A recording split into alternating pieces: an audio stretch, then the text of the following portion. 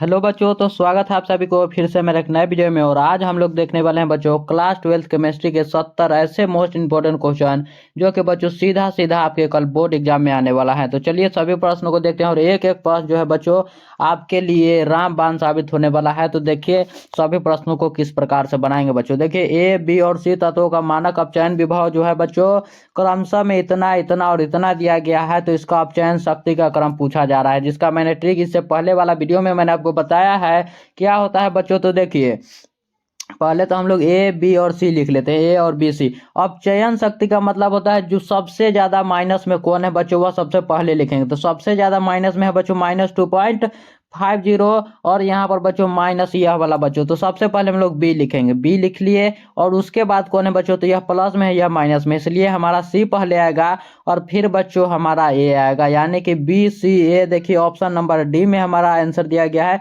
और यही हमारा राइट आंसर हो जाएगा बच्चों। ऑप्शन नंबर डी वाला हमारा राइट आंसर हो जाएगा। देखिए अगला नंबर प्रश्न क्या है कि निम्नलिखित अभिक्रियाओं में मानक इलेक्ट्रोड विभव बच्चों इतना क्रम से दिया गया है, तो इसका विद्युत वाहक बल क्या कितना होगा। तो बच्चों इसको निकालने के लिए आपको क्या करना होता है कि कैथोड में से एनोड को बच्चों आपको घटाना होता है, यानी कि ऊपर वाले में से बच्चों नीचे वाले को आप लोग घटा दीजिएगा। ऊपर वाला क्या है बच्चों 0.80 यह है बच्चों -0.14 यही है बच्चों।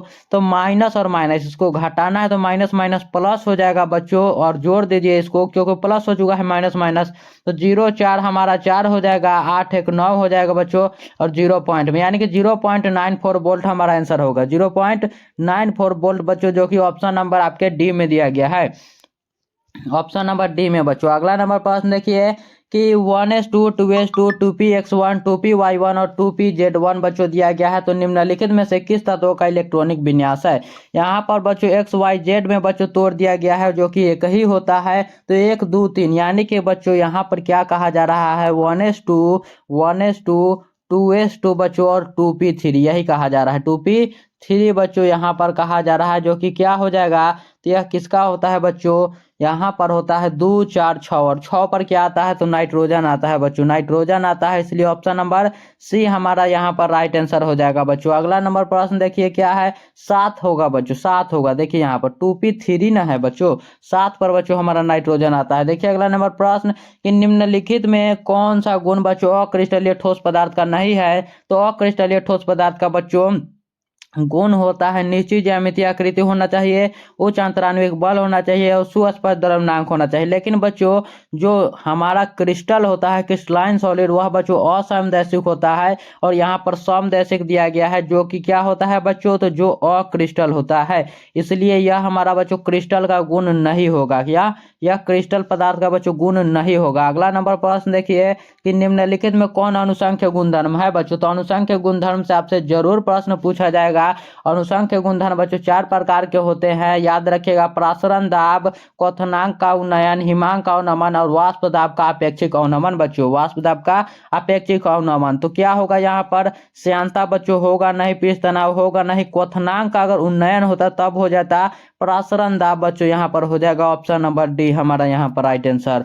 अगला नंबर प्रश्न है कि विलियन के अनुसंख्य गुणधर्म पर बच्चों निर्भर करते हैं। तो कौन निर्भर करता है बच्चों, तो घनत्व तो करेगा नहीं, द्रव्यमान करेगा नहीं बच्चों, क्वथनांक का उन्नयन करेगा, या फिर हिमांक का अवनमन, या फिर वाष्प दाब का अपेक्षिक अवनमन, या फिर प्रासरण दाब बच्चों। निम्नलिखित में कौन दवा जो है वह बुखार को कम करता है। तो बुखार को कम करने के लिए बच्चों एंटीपायरेटिक का हम लोग इस्तेमाल करते हैं, बुखार के लिए एंटीपायरेटिक बच्चों, एंटीपायरेटिक हो जाएगा ऑप्शन नंबर सी। एनाल्जेसिक बच्चों दर्द के लिए करते हैं, याद रखिएगा। प्रति अम्ल जो होता है बच्चों वह करते हैं हम लोग अम्लीयता को दूर करने के लिए। देखिए वही प्रश्न है कि पेट में अत्यधिक अगर अम्ल बनने से बच्चों रोका जा सकता है। तो अगर बच्चों आपके पेट में अधिक अम्ल बन गया है तो उसको किस प्रकार से रोकेंगे बच्चों, एंटासिड को लेकर, यानी कि प्रति अम्ल को बच्चों लेकर आपको उसे कम करना होगा, याद रखिएगा, जैसे इनो है बच्चों। अगला नंबर प्रश्न के अधिकांश अभिक्रियाओं के लिए ताप गुणांक का मान बच्चों निम्न में से कितने के बीच होना चाहिए। तो ताप गुणांक का बच्चों 2 तथा 3 के बीच होना चाहिए, 2 तथा 3 बच्चों के बीच होना चाहिए।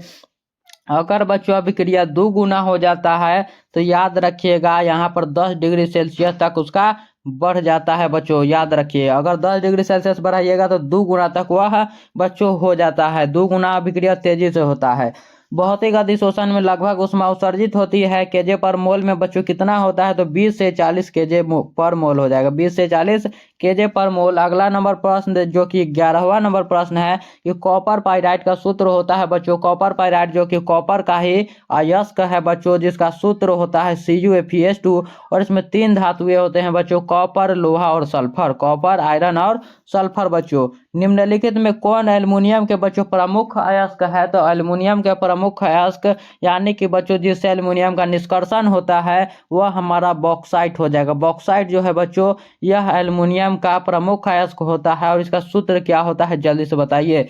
एल्युमिनियम का बच्चों यहाँ पर बच्चों बॉक्साइट का सूत्र क्या होता है, Al2O3 इंटू बच्चों कितना होता है 2H2O। लोहे का मुख्य अयस्क क्या है, तो लोहे का मुख्य अयस्क बच्चों होता है हेमेटाइट, हेमेटाइट होता है बच्चों। और इसका सूत्र क्या होता है Fe2O3 बच्चों, Fe2O3। अगला नंबर प्रश्न जो कि चौथा नंबर है कि पायरोलुसाइट निम्नलिखित में से किसका अयस्क है बच्चों, तो पायरोलुसाइट जो है यह किसका हो जाएगा, तो यह बच्चों होता है मैग्नीज का, किसका, मैग्नीज का होता है, Mn का होता है बच्चों, याद रखिएगा, याद रखिए। और अगर आपने बच्चों इससे पहले वाला अगर वीडियो नहीं देखा है तो सबसे पहले जाकर उस वीडियो को देख लीजिए बच्चों, उसमें मैंने आपको 78 प्रश्न कराया है। और वह 78 प्रश्न बच्चों ऐसे हैं कि 78 में से बच्चों आपके 40 प्रश्न आएंगे बच्चों। इस प्रकार से मैंने इसे पूरा चुन चुन कर बनाया था उस वीडियो को बच्चों। अगर उस वीडियो को देख लेते हैं और फिर इस वीडियो को देखते हैं तब आपको बच्चों पूरी तरीके से समझ में आएगा और पूरा का पूरा क्वेश्चन जो है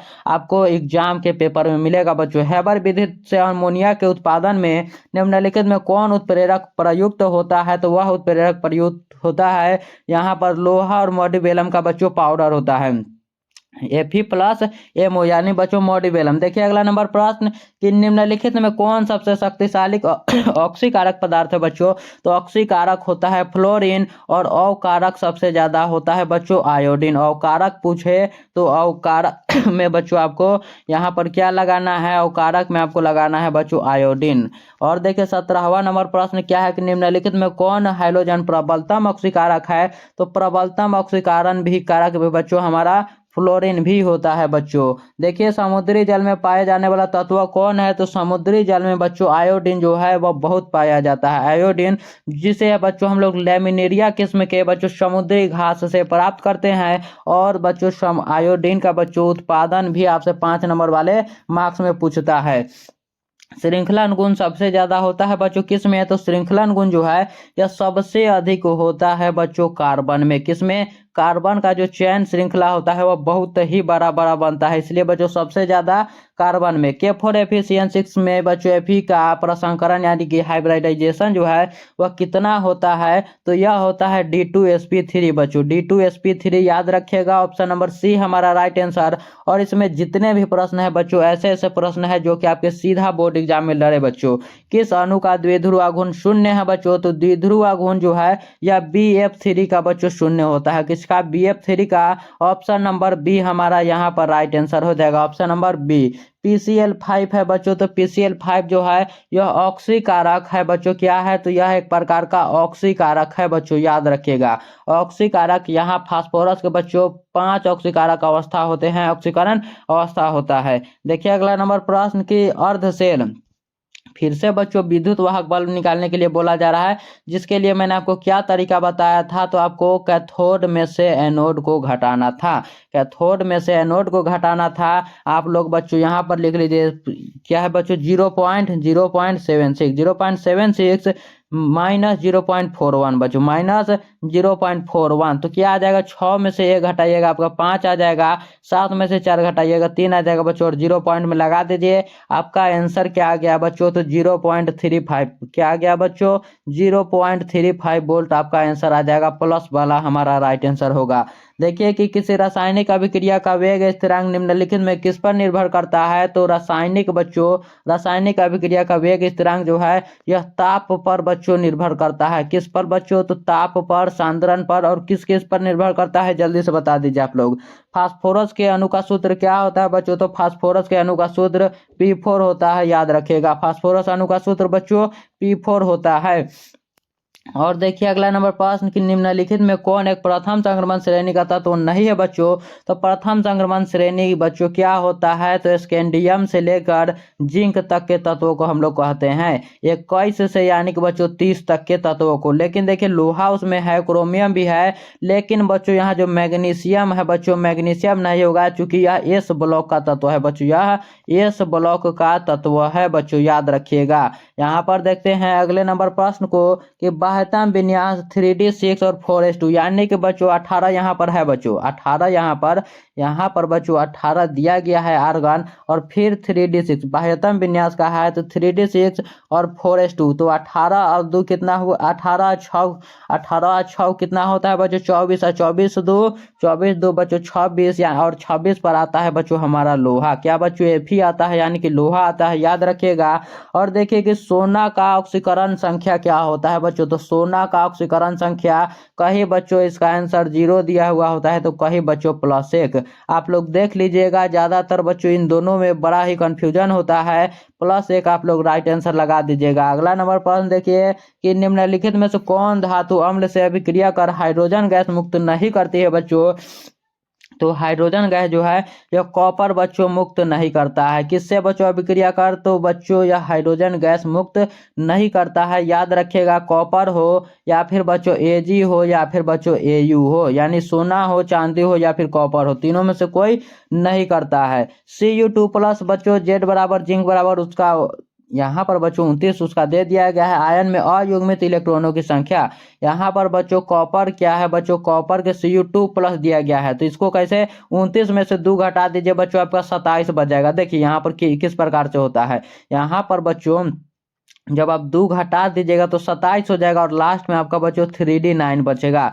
3D9 चूंकि बच्चों 18 इधर है, 18 9 बच्चों 27 होता है, 2 घटाना है चूंकि आपको। और देखिए जब इसका आप बनाइएगा बच्चों अयुग्मित इलेक्ट्रॉनों की संख्या, तो 1 2 3 4, यहाँ पर 5 ठो बन गया, 100 में बच्चों 2 2 होता है, 1 1 1 1, और 5 हो गया बच्चों, यहाँ पर 6 7 8 और 9 9 हमारा पूरा डी ऑर्बिटल फुल हो गया।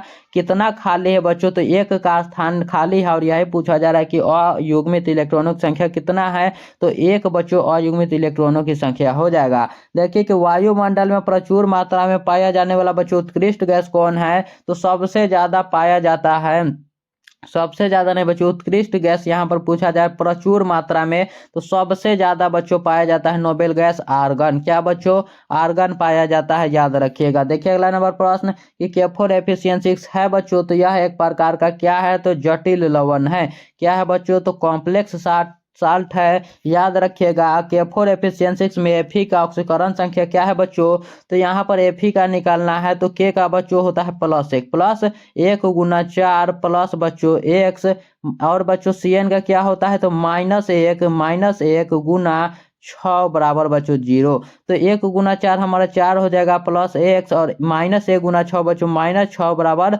0, और 6 में से बच्चों 4 को घटा दीजिए, -2 बराबर 0, और यही 2 बच्चों जब उधर जाएगा तो यह माइनस में उधर जाकर प्लस में हो जाएगा, +2 बच्चों हमारा यहाँ पर राइट आंसर हो जाएगा, +2 बच्चों। सभी लिगेंड बच्चों क्या होते हैं, तो सभी लिगेंड जो है यह लेविस भस्म होते हैं, क्या बच्चों लेविस बेस होते हैं, लेविस भस्म होते हैं। NiCO4 में बच्चों निकेल का प्रभावी परमाणु संख्या पूछा जा रहा है, EN पूछा जा रहा है, जो कि 36 होता है, जिसको निकालने के लिए मैंने आपको बच्चों पिछले क्लास में बता दिया है किस प्रकार से निकालना है। CHI3 बच्चों क्या कहा जा रहा है, यहाँ पर आयोडोफॉर्म में एंटीसेप्टिक क्रिया का कारण क्या है बच्चों, आयोडोफॉर्म में बच्चों एंटीसेप्टिक क्रिया का कारण पूछा जा रहा है, जो कि क्या होगा जल्दी से बता दीजिए आप लोग, जल्दी से बताइए बच्चों, तो आयोडीन मुक्त होकर निकलता है। अगला नंबर प्रश्न देखिए कि ग्रिग्नार्ड अभिकर्मक प्रतिकारक बनाने के लिए ईथर में बच्चों मैग्नीशियम डालकर किसके साथ बच्चों प्रतिक्रिया करते हैं, जल्दी से बताइए। यहाँ पर हमारा राइट आंसर क्या होगा बच्चों, किसके साथ प्रतिक्रिया करते हैं बच्चों, जल्दी से बताइए। यहाँ पर आपका राइट आंसर हो जाएगा, यहाँ पर बच्चों आपका राइट आंसर हो जाएगा C2H5Cl, क्या बच्चों C2H5Cl, यहाँ पर बच्चों हमारा राइट आंसर हो जाएगा, याद रखिएगा राइट आंसर बच्चों ये। और देखिए अगला नंबर प्रश्न क्या है अगला नंबर प्रश्न देखिए बच्चों कि एल्किल हाइलाइट का उपयोग निम्नलिखित में किसके निर्माण में होता है बच्चों। तो एल्किल हाइलाइट का उपयोग जो है यह बच्चों किसके निर्माण में, एल्केन एल्कीन एल्कोहल क्या होता है बच्चों। तो एल्किल हाइलाइट का बच्चों एल्केन का निर्माण में किया जाता है, किसमें बच्चों, तो एल्केन के निर्माण में किया जाता है इसका उपयोग। और देखिए क्या है, CHI3 में एंटीसेप्टिक क्रिया होने के कारण बच्चों आयोडीन मुक्त होकर निकलता है, यह तो हमारा हो ही चुका है। और देखिए कि निम्नलिखित में किस प्रकार के दोष के कारण क्रिस्टल के घनत्व में बच्चों कमी आती है। तो किस प्रकार के दोष के कारण बच्चों, तो देखिए वह होता है शॉर्टकी दोष के कारण। शॉर्टकी दोष में जो है यह एक प्लस और एक माइनस निकल जाते हैं जालक स्थान से, लेकिन फ्रेंकल दोष में एक प्लस जो है वह उसी में रहता है, बस किसी और जगह पर जाकर बैठ जाता है छोटे से जगह में बच्चों। तो इसमें बच्चों इसमें बच्चों घनत्व में कोई कमी या फिर बेसी नहीं होता है, केवल होता है बच्चों शॉर्टकी दोष में, याद रखिएगा। HCP इकाई सेल में बच्चों परमाणुओं की संख्या कितना होता है। तो HCP इकाई सेल में परमाणुओं की संख्या 6 होता है एटम्स नंबर। और कोऑर्डिनेशन संख्या पूछा जाए तो वह होता है बच्चों 12। कोऑर्डिनेशन नंबर बच्चों 12 होता है। 1 डिग्री 2 डिग्री और 3 डिग्री एल्कोहल में बच्चों अंतर्ज्ञात करना है। जल्दी से बताइए बच्चों 1 डिग्री 2 डिग्री और 3 डिग्री में बच्चों क्या होगा। तो ऑक्सीकारक विधि भी बच्चों लुकास प्रतिकारक जांच भी और विक्टर मेयर परीक्षण में भी, इसलिए हमारा option number D right answer हो जाएगा। और देखिए 43वां नंबर प्रश्न क्या है कि एल्कोहल का क्रियाशील मूलक है बच्चों। तो एल्कोहल का क्रियाशील मूलक बच्चों बॉन्ड OH हो जाएगा, यह बच्चों कार्बोक्सिलिक अम्ल का हो जाएगा, यह एल्डिहाइड का, और यह बच्चों कीटोन का हो जाएगा। सभी चीजों को याद रखिए ताकि कोई भी पूछे आपसे सभी का आंसर आपको याद रखना होगा। प्राइमरी एल्कोहल का उत्प्रेरक निर्जलीकरण से मिलता है बच्चों। तो प्राइमरी एल्कोहल का जो बच्चों उत्प्रेरक वह निर्जलीकरण से क्या बनता है, जल्दी से बताइए क्या मिलता है। तो वह मिलता है बच्चों, जल्दी से बताइए कीटोन ईस्टर सेकेंडरी एल्कोहल या फिर बच्चों एल्डिहाइड क्या मिलता है। जल्दी से इसका आंसर आपको बताना है बच्चों, जल्दी से आपको बच्चों इसका आंसर बताना है, जो कि हो जाएगा एक एल्डिहाइड बच्चों। ऑप्शन नंबर डी हमारा यहाँ पर राइट आंसर हो जाएगा। देखिए फिनोल को जस्ता के चूर्ण के साथ उबालने पर निम्नलिखित में क्या बनेगा बच्चों। तो जब फिनोल को जस्ता चूर्ण के साथ उबालिएगा तब वह बेंजीन बनता है, क्या बेंजीन बनता है बच्चों, बेंजीन। और देखिए कि निम्नलिखित में कौन ईथर है। तो ईथर बच्चों ROR, क्या बच्चों ROR, याद रख लीजिए यही हमारा ईथर हो जाएगा। लुकास अभिकर्मक है बच्चों। तो लुकास अभिकर्मक जो है वह क्या है, अनाद्र बच्चों, अनाद्र ZnCl2 और बच्चों सांद्र HCl और सांद्र बच्चों HCl। देखिए अगला नंबर प्रश्न कि कार्बोनिल ग्रुप में कार्बन का परमाणु होता है। तो कार्बन का परमाणु जो है बच्चों वह sp हाइब्रिडाइज होता है, sp2 हाइब्रिडाइज या फिर बच्चों sp3 हाइब्रिडाइज या फिर बच्चों DsP2 हाइब्रिडाइज होता है। जल्दी से बताइए यहाँ पर क्या होगा, यहाँ पर बच्चों क्या होगा, जल्दी से बता दीजिए आप लोग क्या होता है। जल्दी से बताइए यहाँ पर क्या हो जाएगा आपका ऑप्शन नंबर ABC। इसमें से कौन सा आंसर बच्चों, इसमें से कौन सा आंसर बच्चों होगा, इसमें से कौन सा बच्चों आंसर हो जाएगा, जल्दी से बताइए। यहाँ पर बच्चों हो जाएगा sp2 हाइब्रिडाइज बच्चों, sp2 हाइब्रिडाइज। केनिजारो प्रतिकारक नहीं दिखलाता है बच्चों। तो केनिजारो प्रतिकारक जो है वह क्या नहीं दिखाता है, तो यह एसिटाल्डिहाइड को बच्चों नहीं दिखाता है, याद रखिएगा एसिटाल्डिहाइड को बच्चों। और देखिए अगला नंबर प्रश्न के बॉन्ड COOH ग्रुप के अलावा एमिनो अम्ल में पाया जाता है बच्चों। तो यहाँ पर किसमें, एमिनो अम्ल। तो अम्ल तो बच्चों यहाँ पर है लेकिन एमीन नहीं है, और एमीन यहाँ पर दिया गया है। तो एमीन और अम्ल दोनों मिलकर बच्चों एमिनो ग्रुप बनेगा, इसलिए हमारा एमिनो अम्ल बनेगा, इसलिए एमीन उसमें होना चाहिए। कार्बोक्सिलिक अम्लों का बच्चों क्रियाशील मूलक है बच्चों। तो कार्बोक्सिलिक अम्लों का क्रियाशील मूलक कौन होता है, तो वह होता है बच्चों बॉन्ड COOH बच्चों। निम्नलिखित में किसके ऑक्सीकारक से एसीटोन प्राप्त होता है, जल्दी से बताइए किसके ऑक्सीकारक से बच्चों एसीटोन प्राप्त होता है। तो वह होता है CH3CHOH CH3 बच्चों, जब 2 डिग्री एल्कोहल ऑक्सीकरण होता है तब बच्चों। देखिए कि फॉर्मेलिन का व्यापारिक नाम क्या है। तो फॉर्मेलिन जो है बच्चों वह 40% मेथेनॉल के जलीय घोल का बच्चों व्यापारिक नाम है, 40% मेथेनॉल का जलीय घोल का बच्चों। एक एल्डिहाइड के ऑक्सीकरण से प्राप्त होता है। तो एक एल्डिहाइड के ऑक्सीकरण से क्या प्राप्त होता है बच्चों? तो वह प्राप्त होता है एक एसिड यानी कि एक बच्चों अम्ल प्राप्त होता है। ऑप्शन नंबर हमारा डी यहाँ पर राइट आंसर हो जाएगा।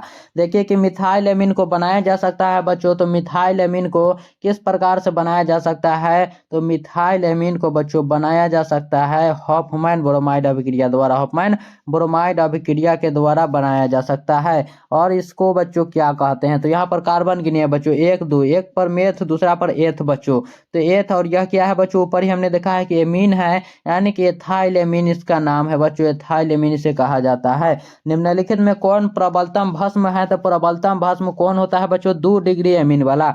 2 डिग्री एमीन वाला कौन है बच्चों? आपके ऑप्शन नंबर सी में हमारा राइट आंसर दिया गया है। C3H9 अणुसूत्र के द्वारा निम्नलिखित में किसे व्यक्त किया जाता है? तो इसे बच्चों निम्नलिखित में से व्यक्त किसको किया जाता है? तो यह प्राइमरी एमीन, सेकेंडरी, टर्शियरी और बच्चों इनमें से सभी हमारा राइट आंसर हो जाएगा। तीनों को बच्चों व्यक्त किया जाता है। देखिए कि प्राइमरी एमीन की क्लोरोफॉर्म तथा एथेनॉलिक केओज के साथ अभिक्रिया क्या कहलाती है बच्चों? तो प्राइमरी एमीन की क्लोरोफॉर्म तथा केओज के साथ जो अभिक्रिया है यह कार्बिल एमीन अभिक्रिया कहलाती है, जो कि बच्चों आपसे 5 नंबर में भी पूछा जा सकता है। नेचुरल रबर निम्नलिखित में बच्चों नेचुरल रबर का बहुलक बच्चों पूछा जा रहा है, कौन है? जल्दी से बता दीजिए, इसका आंसर क्या होगा? तो वह हो जाएगा बच्चों आइसोप्रीन। आइसोप्रीन यहाँ पर हमारा राइट आंसर हो जाएगा बच्चों, आइसोप्रीन। निम्नलिखित में कौन ताप दृढ़ प्लास्टिक है बच्चों? ताप दृढ़ प्लास्टिक यहाँ पर कौन हो जाएगा? तो वह हो जाएगा बच्चों बैकेलाइट। बच्चों बैकेलाइट ताप दृढ़ प्लास्टिक है। उजला और पीला फास्फोरस, वह फास्फोरस ही है बच्चों, उजला हो, पीला हो, लाल हो या फिर काला हो बच्चों, एक ही है। जैसे मान लीजिए आप कोई व्यक्ति है और आपने बच्चों आज लाल कपड़ा पहना, ब्लू पहना, पीला पहना, कोई भी कपड़ा पहना, यानी कि आप ही का बच्चों एक एक अलग अलग रूप है, यानी कि इसी को हम लोग कहते हैं बच्चों अपरूप। फास्फोरस एक ही है, उसका रूप अलग अलग है, यानी कि अपरूप इसको हम लोग बोलते हैं। वर्ग 16 के तत्व क्या कहलाते हैं बच्चों? तो वर्ग 16 के तत्व कहलाते हैं कैल्कोजन। क्या बच्चों? कैल्कोजन कहलाते हैं। ऑप्शन नंबर बी हमारा यहाँ पर राइट आंसर हो जाएगा। देखिए कि प्रकृति क्या है? प्राकृतिक बहुलक निम्नलिखित में से किसका बहुलक है? तो प्राकृतिक बहुलक जो होता है, प्राकृतिक बच्चों बहुलक इसमें से किसका होता है? तो वह होता है बच्चों आइसोप्रीन का। आइसोप्रीन का होता है बच्चों, याद रखिएगा। योगशील बहुलीकरण का उत्पाद है बच्चों, तो योगशील बहुलीकरण का उत्पाद क्या है? पीवीसी, नाइलॉन, टेरिलिन या फिर बच्चों पॉलीएमाइड। क्या हो जाएगा? जल्दी से बता दीजिए आप लोग यहाँ पर योगशील बहुलक का उत्पाद, जल्दी से बताइए बच्चों यहाँ पर, क्योंकि ये भी प्रश्न आपसे पूछे जाते हैं और यह 2025 का ही प्रश्न है, तो जल्दी से आपको बताना ही होगा। तो यह हो जाएगा बच्चों क्या? पीवीसी बच्चों हो जाएगा। क्या बच्चों? योगशील है इसलिए हमारा पीवीसी हो जाएगा। और देखते हैं अगले नंबर प्रश्न को कि निम्नांकित शुगर में से सबसे मीठा कौन है? निम्नांकित शुगर में से सबसे मीठा होता है फ्रक्टोज बच्चों। फ्रक्टोज जो है ऑप्शन नंबर डी वाला, ऑप्शन नंबर डी में दिया गया है फ्रक्टोज, यह सबसे ज्यादा मीठा होता है। सुक्रोज का बच्चों सूत्र होता है, यानी कि चीनी का सूत्र जो कि होता है C12H22O11, C12H22O11 होता है। ऑप्शन नंबर बी हमारा यहाँ पर राइट आंसर हो जाएगा। कार्बोहाइड्रेट जिसे बच्चों जिसे और जलांशित नहीं किया जा सकता वह क्या है? तो वह कार्बोहाइड्रेट जिसे जलांशित नहीं किया जा सकता वह बच्चों क्या होता है? जल्दी से आपको बताना है। डाइसैकराइड, मोनोसैकराइड, ओलिगोसैकराइड या फिर बच्चों इनमें से कोई नहीं, या फिर बच्चों इनमें से कोई नहीं। और कौन है जो बच्चों 2 से 10 मोनोसैकराइड इकाई प्रदान करता है? तो वो भी याद रखिएगा, यह हमारा बच्चों मोनोसैकराइड हो जाएगा तब तक के लिए। और देखिए अगला नंबर प्रश्न क्या है